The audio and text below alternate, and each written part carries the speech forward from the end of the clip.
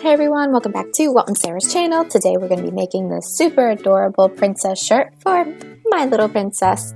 We are going to be using an Inkjet printer, a heat press, Cricut design space, and some special paper to transfer our design. So first things first, you want to pick an adorable picture that you want on your shirt. It does not have to be princesses, it can be superheroes, it can be an apple, it can be letters, whatever you want. You pick your image, make sure it has a transparent background unless you want a solid background, but this little trick is very helpful with transparent backgrounds and cutting out all those fine little details.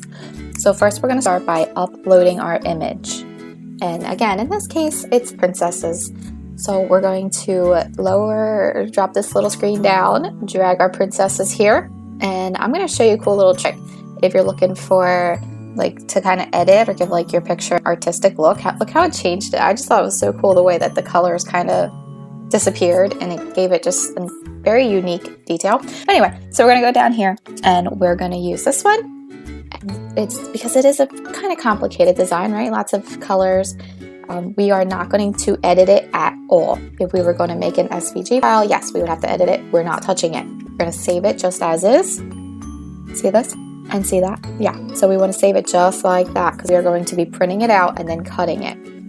You can change the name if you want. Probably not going to use this image often. I just really wanted to use it to make this video and make my daughter's shirt. So I'm just going to leave the name as is. We are going to place it into our workspace in our little design studio here. Eventually it's going to pop up. Ready, set, go. Bam. Okay. Next thing you're going to do is size your image, okay? Because our little cutter is going to cut these little tiny holes, and that's something that we could not personally do with our scissors. So we're going to pick our size. I mean, you can have anywhere from 2 inches to 60 inches to 20 inches, whatever. I believe, what do we use? We use 8 inches. I think that was the perfect size for us. And just kind of space it out to your particular shirt size. I usually bring it in about 2 inches from the armpit and then down, maybe 3-4 inches depending on if it's a child or, an adult woman, kind of built a little different. So you can decide how low down you're going to drop it. Anyway, back to cutting. So you're going to print it. Next step, we're going to print out our image. We're going to have to line up on our cutting mat exactly as we see here. So you have to note the way the image is facing. We're only going to do 1 copy, of course. We're going to add this little blend, which what it's going to do is bring out the colors a little bit, and then that way it gets a more precise cut rather than white lines. You're going to have that color blend. To me, it just looks a little bit nicer, so I'm going to select that. And here we go. Now, I wanted to show you my printer because this is nothing fancy. I've had this thing forever. I got it from Walmart. I believe it was $30, $36. Kids put stickers on it. I put stickers on it. It works like a champ. I use it for my eBay labels. I use it for everything. And it's just that simple. We use the special paper from Amazon. I will drop a link down below. Print it on the clear or the white side. All right, so now that it is all printed out, nice and beautiful, we're going to match it up. I know it's kind of hard to see, but we're going to match it up identical to how it is in Design Space. This is so important, otherwise your lines and your cuts are going to be all messed up and your princess could lose her hair or head or dress could be cut in half. You got to make sure it's facing the correct way. Now you can search to make it a little bit quicker to find which cut settings we're going to be using. So this one I'm going to use paper, and I'm not sure if it's going to do light or dark. I don't honestly think it matters, but my shirt is kind of, it's gray, so I went with dark just because of paper type. I figured maybe it would cut a little bit harder with the darker, so I chose printable iron-on dark. And then we are going to load this bad boy into our Cricut machine just as we would our vinyl or any other material that we're using to cut. Alright, so our machine is working hard. What I'm doing off camera that you can't see is I'm taking my shirt, folding it in half, putting a line down the center, so as you'll see later, it helps me really line up our image. So go ahead and release your board after it's 100% complete. Put your computer away, you will not need it. Remove your princesses, even though it looks like I'm going super fast. Don't go very slow, very careful. One motion, peel your image.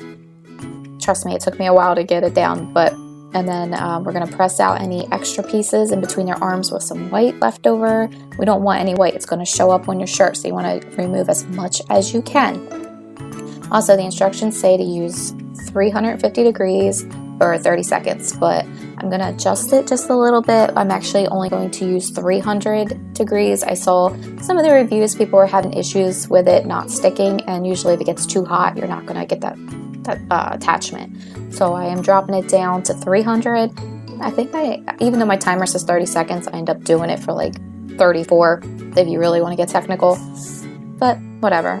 Sometimes you just have to kind of figure out what your equipment is going to do and go from there. So here we are, just trying to place our image down, get it nice and centered, kind of figure out where our canvas is going to be. We're going to preheat our canvas here, our shirt. We're going to press it for 5 seconds just to get a little warmed up. And then we're going to put the ladies back down on the shirt, cover them up with our protective, some people call it butcher paper, parchment paper, whatever you want to call this magic heat resistant sheet. That's going to protect our image, protect our heat press. And voila. So here we go. We're pressing for the fastest 34 seconds of your life. Even though the timer says 30, you see I left it down there for a second. We're not going to peel it. If it's hot, don't touch. We have to wait until it is cooled down. If you follow the instructions, it seems like this paper works really good. But a lot of people, I think, are not taking it step by step. This is not the same stuff you get from like the Walmart packs. It's a little better, higher quality. And here we go. Here are our princesses. Don't they look amazing? I will say it has like a cool texture to it. I don't know if it's from my paper. This is only my first time using this stuff. But I mean, they look amazing. As my husband would say, it looks like a professional made this, right? It looks so cute. My daughter loves it. It's on there so good. We don't have to deal with sublimation image not appearing. It's vibrant. It should last a while. We'll have to follow up with how many washes we get out of it. It's awesome. And this was a 90% cotton shirt, 10% polyester. So mostly cotton on this one. Again, so we don't have to fuss with the sublimation and it not showing up because it's not polyester. Awesome, awesome paper. Love it. Thank you guys so much for watching. Don't forget to hit that subscribe button. It truly helps us out. And if you could, give me a thumbs up because I love seeing it. Thank you guys. See you next time.